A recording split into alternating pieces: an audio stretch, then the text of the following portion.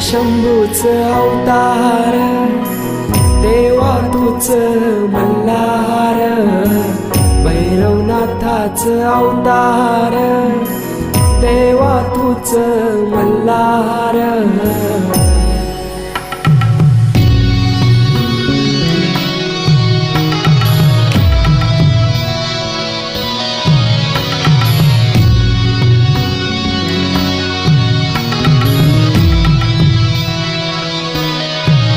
ठेवून बाणाई पहिल्या पायरीला, घेऊन मानसा देवी संगतीला, वध करूनी मनी मल्हार.